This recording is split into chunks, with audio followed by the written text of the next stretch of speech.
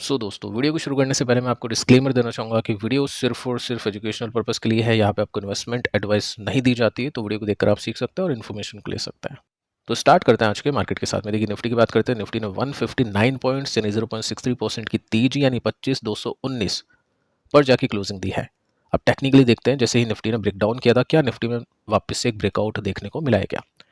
Nifty bank ने भी अच्छा परफॉर्म किया, 0.80% का जंप है। मिड कैप ने भी काफ़ी सही परफॉर्म किया, 200% की तेजी, 200 पॉइंट्स की तेजी। लेकिन निफ्टी स्मॉल कैप की बात करें तो इसने निराश किया है।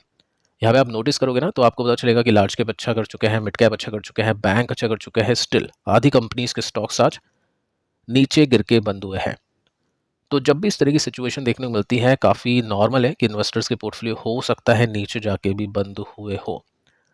आपके पोर्टफोलियो में क्या सिचुएशन थी, कमेंट करके आप बता सकते हैं। सेक्टर्स को देख लेते हैं तो आज के दिन 3 सेक्टर अंडर परफॉर्म कर चुके हैं, जिसमें निफ्टी एफएमसीजी है, मीडिया है और रियल्टी है। रियल्टी तो क्रैश हो चुका है 2.5% के साथ में। तो रियल्टी का आपको पता ही है, काफ़ी सिक्लिकल है।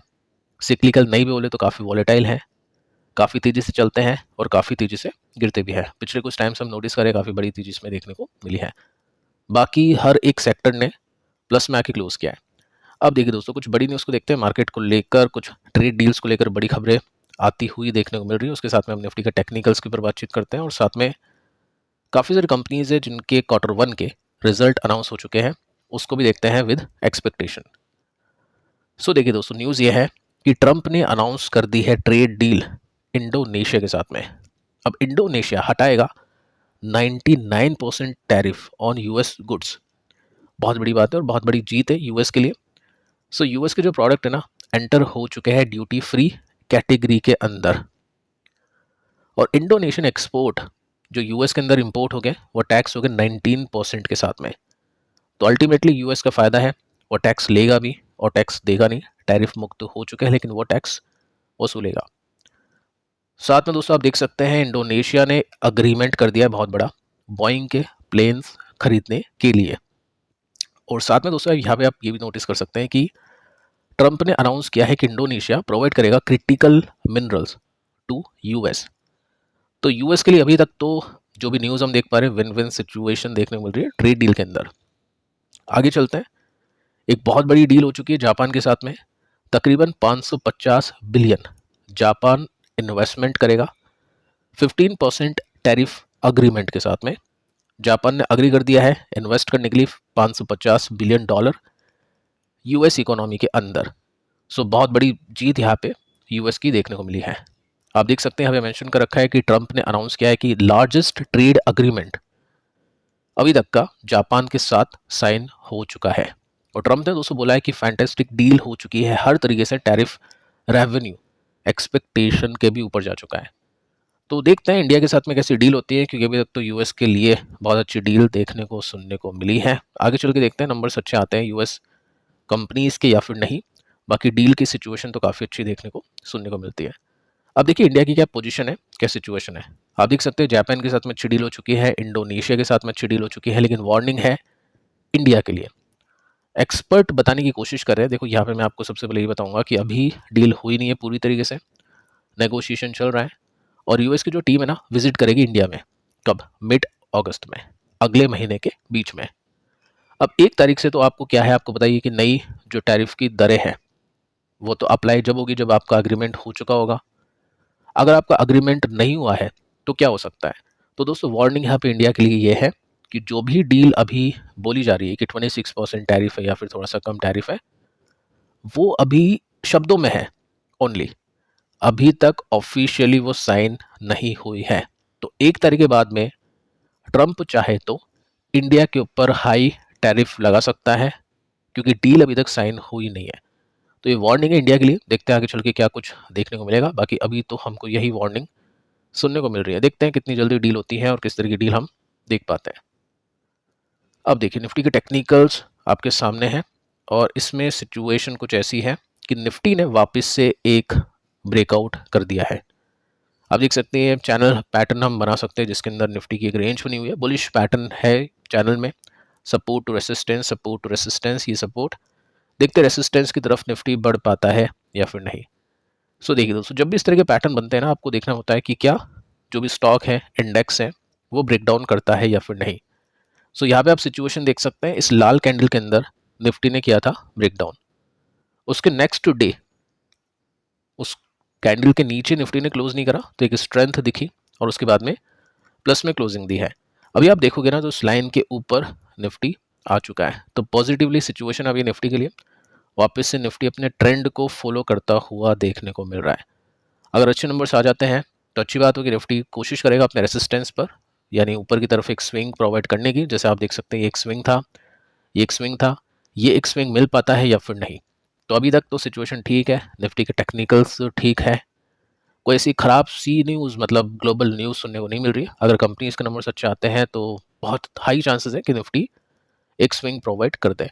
बाकी देखते हैं दोस्तों, कोई कॉल टिप रिकमेंडेशन यहाँ पे नहीं है, जस्ट मैं आपको बता रहा हूँ कि पैटर्न आप किस तरह से देख सकते हैं और कौन सी न्यूज़ है जो मार्केट को इम्पैक्ट कर रही है। सो अब दोस्तों आते हैं नंबर्स की तरफ। यहाँ पे काफ़ी सारी कंपनीज के नंबर्स का डेटा आपके सामने है, जिसमें कुछ कंपनीज के नंबर्स हम देखने वाले हैं। सबसे पहले अपन स्टार्ट करते हैं इन्फोसिस के साथ में। सो रेवेन्यू 41,724 करोड़ का रेवेन्यू आना चाहिए, प्रॉफिट के मार्जिन 20.90% के होने चाहिए और नेट प्रॉफिट की बात करें तो 6,778 करोड़ का प्रॉफिट होना चाहिए। सो अब दोस्तों रिजल्ट आपके सामने है और रिजल्ट बताते हैं कि आउट परफॉर्म किया है कंपनी ने 4,1,424 41,424 करोड़ की सेल्स आनी चाहिए। यहाँ पे 42,280 करोड़ की सेल्स है यानी मोर देन एक्सपेक्टेड है। नेट प्रॉफिट को देखने चले तो 6,778 यानी 6,778 करोड़ के प्रॉफिट आने चाहिए, जो कि मोर देन एक्सपेक्टेड है, 6,924 करोड़ के प्रॉफिट है। तो इन्फोसिस के नंबर्स दोस्तों हम बोल सकते हैं एक्सपेक्टेशंस को बीट कर चुके हैं। 8% के साथ में सेल्स बढ़ी है, 9% के साथ में कंपनी के नेट प्रॉफिट बढ़ चुके हैं। अब देखिए रिजल्ट कब आए थे, इसके रिजल्ट आए हैं 3:44 के आसपास, जो कि आफ्टर मार्केट क्लोजिंग है। और इसमें दोस्तों आप देख सकते हैं मार्जिन है 20.82% के, यानी यहाँ पे 20.90% की एक्सपेक्टेशन थी। थोड़ा सा अदर इनकम की वजह से थोड़े से प्रॉफिट इसके बढ़ चुके हैं, लेकिन ठीक है, इसको ओके नंबर्स हम कंसीडर करके चल सकते हैं। साथ में देखते हैं क्या कुछ यहाँ पे बोला जा चुका है। कंपनी ने फाइनेंशियल ईयर 26 के रेवेन्यू ग्रोथ की टारगेट दी है ओनली 1 to 3% के। अब देखो इन बड़ी कंपनीज में ऐसे टारगेट आते हैं, 1-2% के टारगेट आते हैं, तो देखते हैं मार्केट इसको किस तरह से देखता है। साथ में मार्जिन की गाइडेंस दी है कि 20 से लेकर 22% के मार्जिन हम निकाल लेंगे। Q1 में एक लार्ज डील हो चुकी है जो कि $3.8 बिलियन की है, और साथ में मेंशन किया है कि हम कंटिन्यू अच्छी खासी हायरिंग करने वाले हैं, जो कि बताता है कि काफ़ी अच्छी डील इसके पास में होगी और काफ़ी अच्छे काम इसके पास में होंगे। अब साथ में दोस्तों आप देख सकते हैं कंपनी के सीईओ ने रिपोर्ट किया है कि 100 BPS मार्जिन के हिट कर चुके हैं इस क्वार्टर में, क्योंकि पेमेंट बढ़ा दिया है अपने एम्प्लॉयज़ का। और फाइनेंशियल सर्विसेज का डिवीज़न इस कंपनी में अच्छा परफॉर्म कर चुका है, जो कि इसका मेन एरिया है प्रॉफिट निकालने का। फाइनेंस के अंदर से इसको सबसे ज़्यादा रेवेन्यू निकलता है, तो वो अच्छा परफॉर्म करा है, तो एक अच्छी न्यूज़ के रूप में हम इसको देख सकते हैं। सो देखिए दोस्तों, स्टॉक का जो प्राइस है वो तो आपको दिखेगा नहीं, क्योंकि कोई कॉल वगैरह ऐसा कुछ है नहीं, जस्ट मैं आपको पैटर्न बता रहा हूँ कि क्या सिचुएशन है कंपनी के फाइनेंशियल्स को लेकर, कंपनी के टेक्निकल्स को लेकर। तो फाइनेंशियल्स हमने देख ली, यहाँ पे हम टेक्निकल्स को देख लेते हैं। तो स्टॉक अभी नीचे जाने की कोशिश कर रहा है, आप देख सकते हैं थोड़ा सा डाउन ट्रेंड की तरफ बढ़ने की कोशिश कर रहा है। तो कल के दिन अगर कुछ मेजर ब्रेकआउट अच्छे वॉल्यूम के साथ में हो जाते हैं तो एक ब्रेकआउट के रूप में इसको कंसीडर किया जा सकता है। देखते हैं कल किस तरह का पैटर्न यहाँ पे देखने को मिलेगा, लेकिन स्टॉक तो अभी वीकली चार्ट के सपोर्ट रेसिस्टेंस के काफ़ी बीच में है। अब देखिए नेक्स्ट कंपनी है बजाज हाउसिंग फाइनेंस, और इसके भी एक बार हम देखते हैं एक्सपेक्टेशन का डेटा क्या कहता है। 1018 यानी 1018 करोड़ की सेल्स आनी चाहिए और 568 करोड़ का प्रॉफिट आना चाहिए। सो अब दोस्तों एक्सपेक्टेशंस का डेटा हम कंपेयर करते हैं इसके रियल नंबर्स के साथ में, और यहाँ पे तो मुझे लग रहा है गलत मेंशन कर रखा है। प्रॉफिट्स को देखते हैं सीधा, 568 करोड़ की एक्सपेक्टेशन थी और 583 करोड़ के प्रॉफिट इसने निकाल दिए हैं, यानी 21% का जंप इसके प्रॉफिट में देखने को मिला है, which is more than expected. बहुत बड़ा मिस नहीं है, बहुत बड़ा मतलब बीट नहीं है, लेकिन हाँ एक्सपेक्टेशन से अच्छे नंबर्स इसके देखने को मिले हैं। अब देखिए इसके नंबर्स आए कब, इसके नंबर्स आए हैं वही 3:40 के आसपास, और उसके अंदर आप नोट कर सकते हैं यहाँ पे कुछ और भी इन्फॉर्मेशन गिवन है, जिसमें एनपीए को देखेंगे हम सबसे पहले 0.30% के हैं वर्सेस 0.28% के, स्लाइटली बढ़े हैं, बहुत ज़्यादा नहीं बढ़े। लेकिन नेट एनपीए को देखने चले तो 0.13% के हैं, 0.11% से ये भी थोड़े से बढ़ चुके हैं। और इसमें हम देखते हैं कि क्या फोरकास्ट इन्होंने किया है। एयूएम ग्रोथ यानी एसेट अंडर मैनेजमेंट ग्रोथ की जो गाइडेंस है वो है 24 to 26% की मीडियम टर्म में, और 21 to 23 फाइनेंशियल ईयर 26 के अंदर।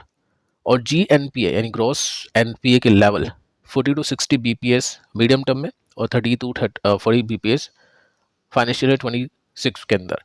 तो देखते हैं दोस्तों गाइडेंस कैसी लगती है 24-26% की, क्योंकि यहाँ पे जो 20-25% की जो ग्रोथ है वो 30 के पी वाली एनबीएफसीज भी निकाल के दे देती है, लेकिन यहाँ पे 45 का पी है। तो मार्केट ये देखेगा, देखो ग्रोथ अच्छी है बट जो वैल्यूशन है ना उसके हिसाब से मार्केट इसको देखने की कोशिश करेगा।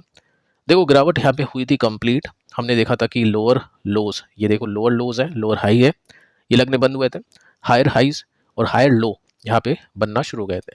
वापस यहाँ पे वीकनेस देखने को मिली है जो आपको बताती है स्टॉक अभी इस समय एक ट्राइंगल पैटर्न बना रहा है, और इसमें ट्राइंगल पैटर्न का मतलब ये होता है कि रेसिस्टेंस अगर नीचे की तरफ शिफ्ट हो रहा है और सपोर्ट ऊपर की तरफ शिफ्ट हो रहा है, यानी ब्रेकआउट ब्रेकडाउन दोनों देखे जा सकते हैं, क्योंकि स्ट्रेंथ भी है स्टॉक में सपोर्ट से, लेकिन रेसिस्टेंस में वीकनेस भी है। तो कल पता चलेगा कि यहाँ पे क्या कुछ हमको देखने को मिलेगा, क्योंकि एक उस मोड पे स्टॉक है जहाँ से ब्रेकआउट और ब्रेकडाउन दोनों की पॉसिबिलिटी बन सकती है। अब इसके बाद में दोस्तों बात करते हैं परसिस्टेंट सिस्टम के नंबर्स के ऊपर, और इसमें भी एक्सपेक्टेशन का डेटा आपको दिया हुआ है। 3357 यानी 3357 करोड़ की सेल्स आनी चाहिए और 419 करोड़ का प्रॉफिट आना चाहिए, 15.60% के मार्जिन आने चाहिए। सो अब दोस्तों एक्चुअल नंबर्स आपके सामने हैं, और परसिस्टेंट आपको बताइए कि इसकी जो वैल्यूएशन है बहुत ज़्यादा है, तो मार्केट को ऐसा लगता है कि बहुत अच्छी आनी चाहिए, सेल्स आनी चाहिए, बहुत अच्छी प्रॉफिट आनी चाहिए, परसेंटेज बेसिस में 30-40% की ग्रोथ आनी चाहिए, लेकिन इस क्वार्टर में बहुत कम एक्सपेक्टेशन थी इसको लेकर। ओनली 419 करोड़ के प्रॉफिट की बातें की गई थी एक्सपेक्टेशन में, लेकिन कंपनी ने 424 करोड़ के प्रॉफिट निकाल के दिए हैं, यानी स्लाइटली मोर देन एक्सपेक्टेशन, और ओके हम इसको बोल सकते हैं। लेकिन सेल्स की बात करते हैं 3357 करोड़ की एक्सपेक्टेशन थी, और यहाँ पे चलो ये सेल्स का फिगर नहीं है, मिलियन में ही मेंशन कर रखा है 3357, तो इसको देखते हैं आगे चल के। 33335 मिलियन, मतलब इसको एक हटा दो, 335 बोला है तो 3333 की सेल्स है, यानी सेल्स हम बोल सकते हैं थोड़ी सी एक्सपेक्टेशन से नीचे है, और इसमें सेल्स में जंप देखने को मिला है 21% के साथ में, और क्यों उनके बेसिस पे 2% की ग्रोथ देखने को मिली है। तो नंबर्स मिक्स है। देखते हैं दोस्तों इन्वेस्टर्स को नंबर्स कैसे लगते हैं। बाकी अदर इनकम कंपनी की है 546 यानी 54 करोड़ की, और पिछले साल इसी क्वार्टर के अंदर थी 30 करोड़ की, तो ये भी जंप कर चुकी है। और पिछले क्वार्टर की बात करें तो ये 18 करोड़ की थी, तो ये भी जंप कर चुकी है। तो अदर इनकम अच्छी आई है, जिस वजह से कंपनी के प्रॉफिट के नंबर्स अच्छे देखने को मिले हैं। साथ में हम ये देखते हैं कि इसमें मार्जिन की एक्सपेक्टेशन थी, तो मार्जिन की एक्सपेक्टेशन इसमें थी 15.60% की, और यहाँ पे आप देख सकते हैं मार्जिन है 15.54% के, यानी नंबर्स डिसेंट है, बहुत अच्छे देखने को नहीं मिल रहे। अदर इनकम बढ़ी है, इस वजह से यहाँ पे तेजी बनी है, क्योंकि 15.60% के मार्जिन की एक्सपेक्टेशन थी, 60 ने आके 54% के मार्जिन इसमें दिए हैं, तो ठीक है, लेस देन एक्सपेक्टेड है, लेकिन फिर भी चलो नंबर्स हम बोल सकते हैं ओवरऑल ओके देखने को मिल जाते हैं। इसके भी नंबर्स कब आए थे? आफ्टर मार्केट क्लोजिंग, शाम को 4:30 बजे के आसपास नंबर्स आए। देखो आईटी कंपनी इसमें से पैसे निकले, हमने बात की थी एफआई ने सेक्टर रोटेशन किया है, अभी काफ़ी सारे सेक्टर्स में से पैसे निकाल के कुछ लिमिटेड सेक्टर में पैसे लगाए हैं। कितने पैसे निकाल लिए, कितने पैसे लगा दिए, कौन से सेक्टर में निकाल लिए, कौन से सेक्टर में लगा दिए, सब कुछ हमने पिछले वीडियो में डिस्कस किया है, तो उसको एक बार आप चेक कर लेना। सो आईटी से मोटी बिकवाली हुई है।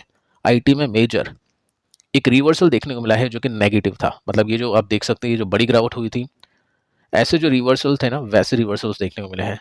तो टेक्निकली तो वीक अभी साउंड कर रहा है शॉर्ट टर्म बेसिस में, अगर हम इसको चेक करें तो, क्योंकि यहाँ पे आप देख सकते हैं वीकली चार्ट में अभी आपको नीचे की तरफ जाता हुआ देखने को मिल रहा है, जो कि डाउन ट्रेंड में है। तो कल देखते हैं कि क्या यहाँ पे कुछ होता है, क्योंकि इन्फोसिस का चार्ट, परसिस्टेंट का चार्ट, दोनों का ऐसे ही देखने को मिल रहा है, और नंबर्स हमको ठीक ठाक अच्छे खासा देखने को मिल जाता है। देखिए दोस्तों एक और कंपनी है जिसका नाम है टाटा कंज्यूमर। देखो कोफोर्ज के नंबर्स अभी तक आए नहीं है, जो मैं रिकॉर्ड कर रहा हूँ वीडियो को, हो सकता है आप वीडियो आते आते आ जाए, तो एक बार आप इसको चेक कर लेना। यहाँ पे इसका एक्सपेक्टेशन का डेटा गिवन है। टाटा कंज्यूमर को देखते हैं, 4813 करोड़ की सेल्स आनी चाहिए और 355 करोड़ का प्रॉफिट आना चाहिए। सो अब दोस्तों एक्चुअल नंबर्स आपके सामने हैं। 355 करोड़ की एक्सपेक्टेशन थी, 334 करोड़ की प्रॉफिट अमाउंट आप यहाँ पे नोट कर सकते हैं, यानी ये लेस देन एक्सपेक्टेड है। और इसमें हम देखें 4813 करोड़ की सेल्स आनी चाहिए, 4778 यानी 4778 करोड़ की है, 4813 नहीं है, 4778 है, तो ये भी हम बोल सकते हैं एक्सपेक्टेशन से नीचे है। तो इसके भी नंबर्स आफ्टर मार्केट क्लोजिंग है, और ये भी रेसिस्टेंस से अभी नीचे जाने की कोशिश कर रहा है, सपोर्ट से काफ़ी ऊपर है। देखते हैं कल इसको मार्केट कितना पनिश करता है। बाकी नंबर्स इसमें एक्सपेक्टेशन से कम ही देखने को मिले हैं। तो ये दोस्तों कुछ कंपनीज़ के नंबर्स हैं, और भी कंपनीज़ हैं जिनके नंबर्स आए हैं, अगले वीडियो में डिस्कस करने की कोशिश करते हैं। बाकी दोनों वीडियोज़ को देख लेना, यहाँ से भी आप काफ़ी कुछ लेके जाओगे। मिलते हैं नेक्स्ट वीडियो में, तब तक के लिए बाय बाय।